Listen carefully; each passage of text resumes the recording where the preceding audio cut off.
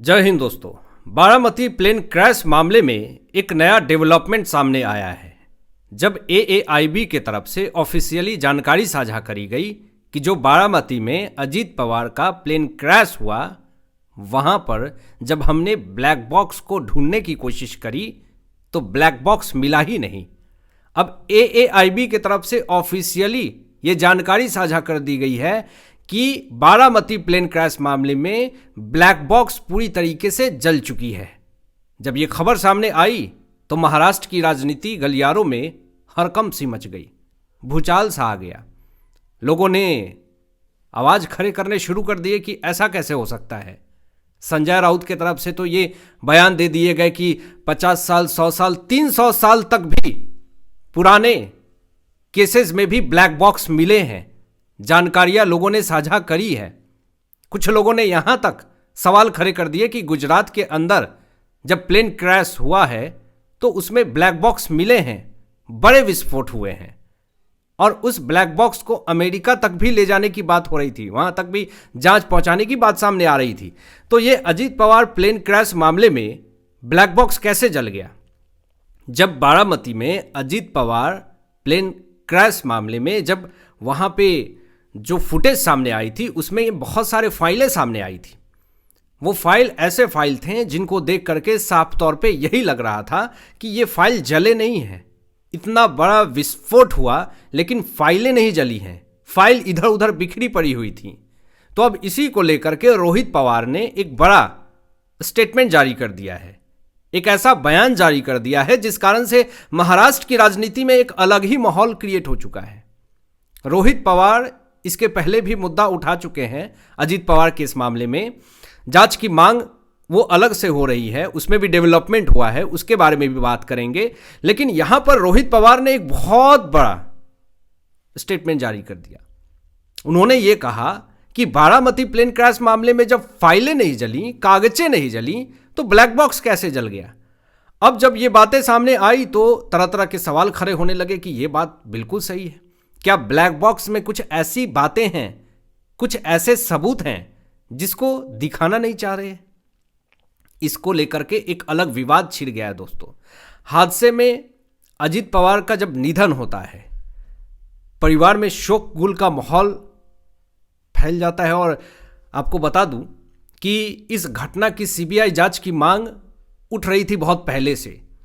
लेकिन जब अजीत पवार की पत्नी सुनेत्रा पवार जब उप मुख्यमंत्री बनती हैं तो एक बहुत ही तकलीफ वक्त सुनेत्रा पवार के लिए था कि अपने पति को ऐसे खोना और उसके तुरंत बाद शपथ ग्रहण करना एक पत्नी के लिए एक दुखों का पहाड़ जैसा होता है। लेकिन उस स्थिति में भी सुनेत्रा पवार ने शपथ ग्रहण किया और फिर देवेंद्र फडणवीस जी से मुलाकात करके उन्होंने सीबीआई जांच की मांग करी। और इस मामले में स्टेट गवर्नमेंट की तरफ से, महाराष्ट्र सरकार की तरफ से ये दिलासा दिया गया है सुनेत्रा पवार को, आपकी निश्चिंत रहिए। स्टेट गवर्नमेंट सेंट्रल गवर्नमेंट से बात कर रही है, चिट्ठी लिख दिया गया है और किसी भी वक्त ये ऑफिशियली अनाउंसमेंट हो सकता है कि अजीत पवार प्लेन क्रैश मामले में सीबीआई जांच गठित कर दी गई है। अब इसमें जिस तरीके के झोल सामने आ रहे हैं, जिस तरीके का माहौल अभी जो दिख रहा है, इस माहौल में यही साफ तौर पे पता चल रहा है कि कुछ चीजें हैं ऐसा जिसको छुपाने की कोशिश करी जा रही है।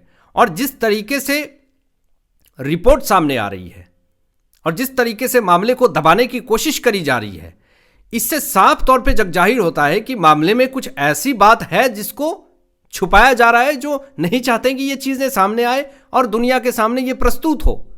लेकिन यहां पर जब खुद एक डिप्टी सीएम के पद पे बैठी हैं सुनेत्रा पवार, तो उनके पास भी एक पावर है।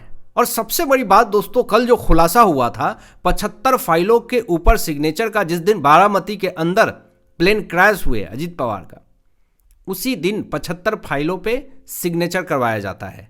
अल्पसंख्यक माइनॉरिटी कनेक्शन सामने आते हैं, जिसको लेकर के पूरी तरीके से विवाद खड़ा हुआ और ये जांच आगे बढ़ रही है।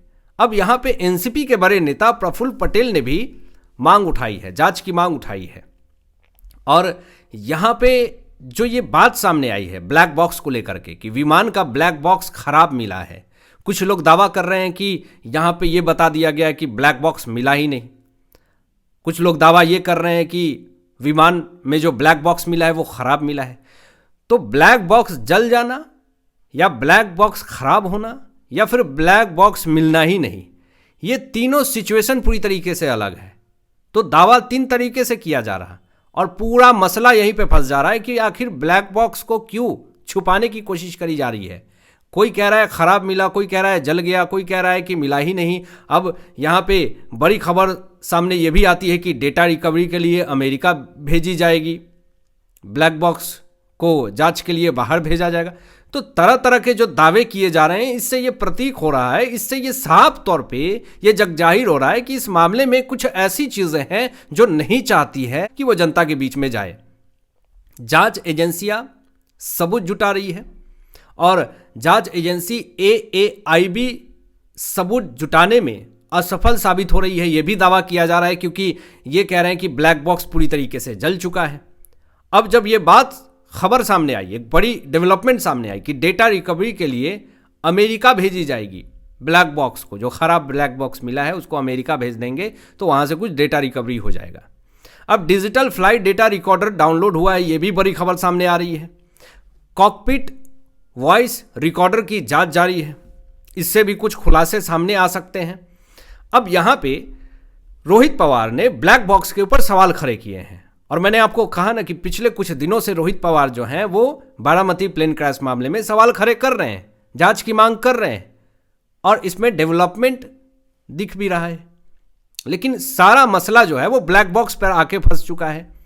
जलने की बात अगर कही जा रही है AAIB के तरफ से कि ब्लैक बॉक्स जल चुका है, इस पर रोहित पवार ने संदेह जताया है कि कुछ तो ऐसा बात है जो छुपाया जा रहा है, उसको पूरी दुनिया के सामने ला करके रखना चाहिए।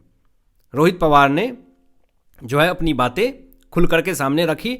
अब रोहित पवार को जान से मारने की धमकी मिल रही है, उनके जान को खतरा है, उनको एक्स्ट्रा सुरक्षा की मांग की जा रही है कि रोहित पवार को एक्स्ट्रा सुरक्षा दी जाए, क्योंकि ये बारामती प्लेन क्रैश मामले में मुद्दा उठा रहे हैं, सच्चाई जगजाहिर कर रहे हैं।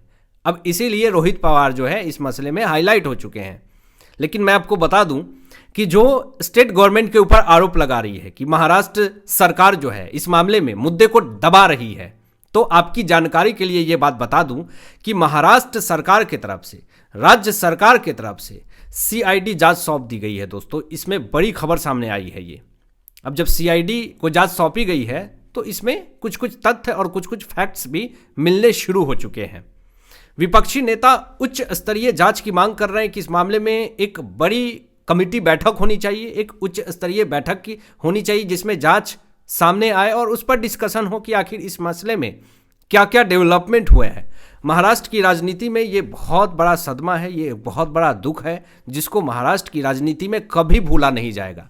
अभी अजित पवार के जो बेटे हैं जय, वो पूरी तरीके से सक्रिय हो चुके हैं बारामती प्लेन क्रैश मामले में।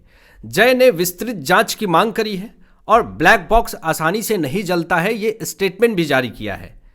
अब ये पचाने लायक बात ही नहीं है कि अगर AAIB ये कह दे रहा है कि ब्लैक बॉक्स जल गया, जल के राख हो गया, खराब हो गया, मिल नहीं रहा है, डेटा रिकवरी के लिए बाहर भेजेंगे, मतलब ये बात लोगों के दिलों में, दिमाग में बस नहीं रहा है, ये पच नहीं रहा है ये बात।